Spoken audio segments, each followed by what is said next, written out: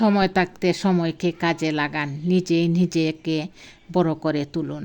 কারণ যুগটা এখন এমন পর্যায়ে এসে দাঁড়িয়েছে যেখানে নিজের জন্মদাতা পিতামাতা ও সন্তানকে মূল্যায়ন করে ধন সম্পদ বাড়ি গাড়ি দেখে। যা যত টাকা আছে তার তত বেশি আদর যত্ন ও ভালোবাসা, আর যার টাকা পয়সা বাড়ি গাড়ি নাই তার প্রতি কারো ভালোবাসা দায়িত্ব কিছুই নাই।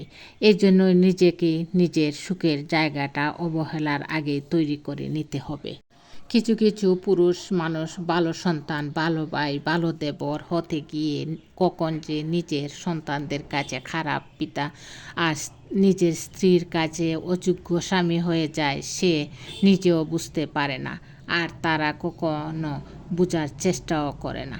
ওইসব পুরুষ যখন বুড়ো বয়সে স্ত্রী সন্তানের কাছে আসে তখন তাদের সাথে কি করা উচিত আপনারাই বলুন। আমি বললে সমস্যা আছে। পুরুষ মানুষ কি জানে তারা শ্বশুরবাড়িতে এত আদর যত্ন পায় কি করে? কারণ সে জায়গা আপনার স্ত্রী তৈরি করে দিয়েছে। আর মেয়েরা শ্বশুরবাড়িতে এত অবহেলা পায় কেন জানেন? কারণ পুরুষ তুমি তোমার স্ত্রীর জন্য সেই সুখের জায়গাটা তোমার বাড়িতে করতে পারোনি, নয়তো দিনের পর দিন আপনার স্ত্রী এত অবহেলার যন্ত্রণা সহ্য করতে হতো না।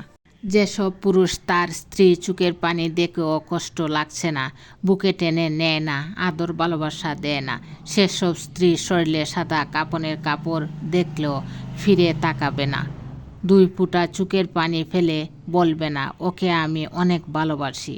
আর এই কঠিন সত্য জানার পরেও অনেক মেয়ে হাসি মুখে সংসার করে যাচ্ছে শুধু নিজের পায়ের নিচের মাটি শক্ত নেই বলে।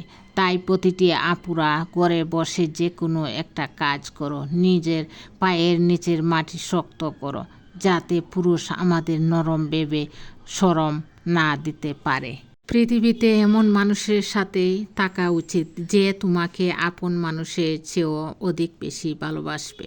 কারণ সম্মান জিনিসটা ভালোবাসার থেকেও অনেক দামি। কারো কাছে সম্মান না পেলে বেঁচে থাকার স্বপ্নই বৃথা।